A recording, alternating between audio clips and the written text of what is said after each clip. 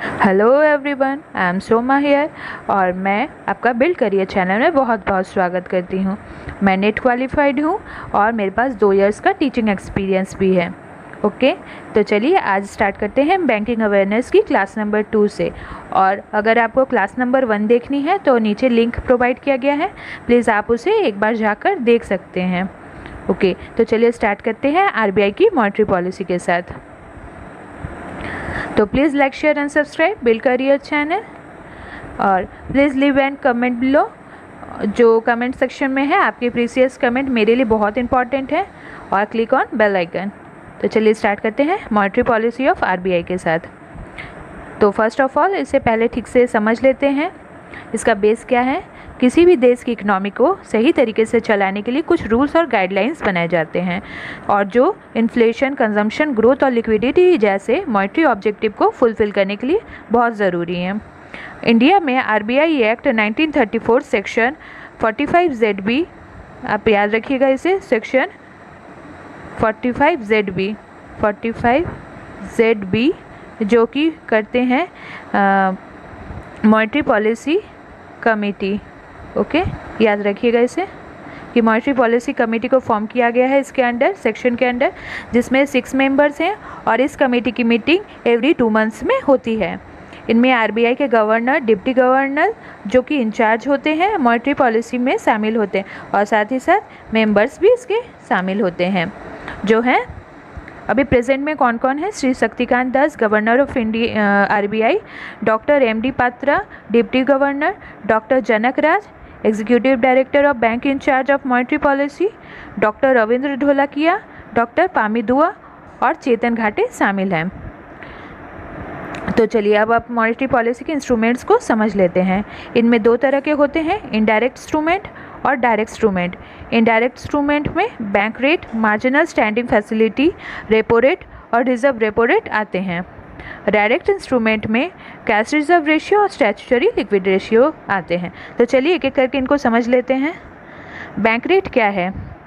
Bank rate वो rate है जिस पर आरबीआई कमर्शियल बैंक को फर्स्ट क्लास सिक्योरिटीज़ पर लोन प्रोवाइड करती है।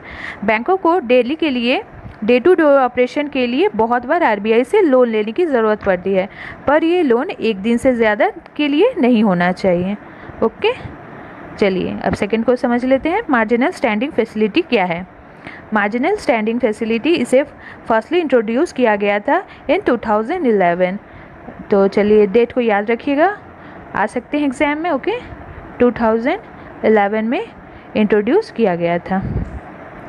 एमएसएफ एक ऐसा रेट है जिसमें कमर्शियल बैंक ओवरनाइट के लिए आरबीआई से लोन ले सकते हैं और इसमें स्टैंडिंग लिक्विडिटी रिक्वायरमेंट को सिर्फ फुलफिल करना होता है, इसमें कोई सिक्योरिटीज़ रखने की ज़रूरत नहीं होती। ओके, तो आप एक बार एक्सप्लेनेशन को भी पढ़ सकते हैं। तो चलिए रेपो रेट को समझते हैं। रेपो रेट क्या है? रेपो रेट वह फिक्स्ड इंटरेस्ट रेट होता है जो कि आरबीआई प्रोवाइड करता है अदर्स बैंक को सिर्फ एक दिन के लोन के लिए अगेंस्ट लिक्विडिटी एडजस्टमेंट फैसिलिटी। याद रखिएगा, रेपो रेट में liquidity against liquidity LAF liquidity adjustment facility के अंतर्गत लोन प्रोवाइड किया जाता है जो कि गवर्नमेंट के द्वारा अप्रूव्ड है। अगर रेपो रेट कम होता है तो कमर्शियल बैंक ज़्यादा लोन लेगी और कमर्शियल बैंक पब्लिक को भी ज़्यादा लोन दे पाएगी और ये डिफ्लेशन के टाइम पे किया जाता है और इसका उल्टा इन्फ्लेशन के टाइम पे होता है। चलिए अब रिवर्स रेपो रेट को समझते हैं।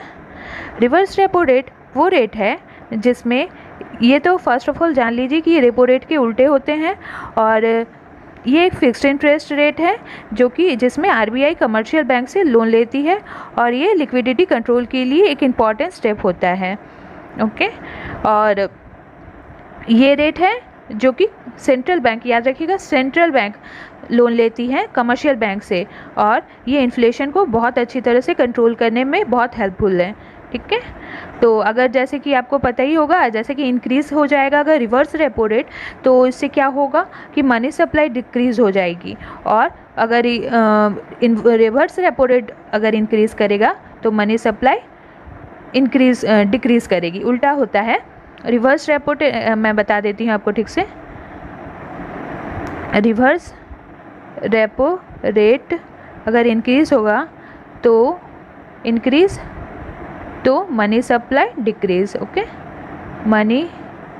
मनी सप्लाई, मैं अच्छी तरह से लिख नहीं पा रही हूँ, सप्लाई डिक्रीज़ हो जाएगी, और ये इसका वाइस वर्सा होता है। ओके, तो इसको मैनेज किया जाता है कैश फ्लो, मार्केट में कैश फ्लो को मैनेज करने के लिए, और ये रेपो रेट से हमेशा कम होता है, इसे ध्यान में रखिएगा, ये रेपो रेट से हमेशा कम होता है।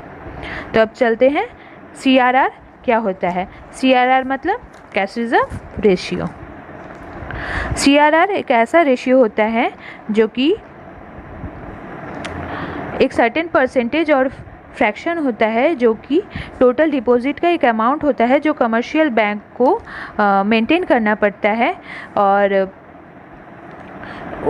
जिसका मतलब है कि CRR अगर मेंटेन करना होता है, और ये एक लीगल रिक्वायरमेंट है, और साथ ही साथ कमर्शियल बैंक को एक सर्टेन परसेंट टोटल डिपॉजिट का मेंटेन करना पड़ता है, और जो कि लिक्विड फॉर्म में होना चाहिए। ओके, मैं सिंपल लैंग्वेज में आपको समझा रही हूँ, आप इसे एक बार पढ़ भी सकते हैं। स्टैट्यूटरी लिक्विडिटी रेशियो क्या है? स्टैट्यूटरी लिक्विडिटी रेशियो ये कमर्शियल बैंक के लिए एक लीगल रिक्वायरमेंट है, और ये CRR के अलावा मेंटेन करना पड़ता है। इसका मेन ऑब्जेक्टिव बैंक क्रेडिट के एक्सपेंशन को रोकना और गवर्नमेंट सिक्योरिटी में इन्वेस्टमेंट को एक्सपेंड करना है। चलिए तब फिर समझ लेते हैं ओपन मार्केट ऑपरेशन के बारे में। ओपन मार्केट ऑपरेशन क्या है? ओपन मार्केट ऑपरेशन का मतलब है कि गवर्नमेंट सिक्योरिटीज़ का सेल और परचेज इन अ मार्केट, और यह मॉनेटरी कंट्रोल का एक इम्पॉर्टेंट टूल है। जब सेंट्रल बैंक को लगता है कि मनी सप्लाई को इंक्रीज़ करना है तो इकोनॉमी में, तो RBI गवर्नमेंट सिक्योरिटीज़ को परचेज़ कर लेती है और मार्केट में मनी सप्लाई इंक्रीज़ हो जाती है, और यह जनरली डिफ्लेशन के टाइम पे होता है, और इसका उल्टा वो इन्फ्लेशन के टाइम पे करती है। अब क्वालिटेटिव मेजर्स के बारे में जान लेते हैं कि क्या क्या है क्वालिटेटिव टेक्निक्स। तो फर्स्ट ऑफ ऑल जानते हैं selective credit control. Selective credit control क्या है? सिलेक्टिव क्रेडिट कंट्रोल के through central bank various reports publish करती है, जिसमें यह बताया जाता है कि क्रेडिट प्रोवाइडिंग फैसिलिटीज़ प्रोसेस में क्या गलत है, व्हाट इज़ रॉन्ग और व्हाट इज़ राइट, और साथ ही साथ RBI बैंक को गाइडलाइंस प्रोवाइड करती है कि कुछ सेलेक्टिव ऑर्गेनाइजेशन को ही वो लोन प्रोवाइड कर सकते हैं या फिर नहीं। चलिए तो मोरल सुएशन के बारे में समझ लेते हैं। मोरल सुएशन क्या है?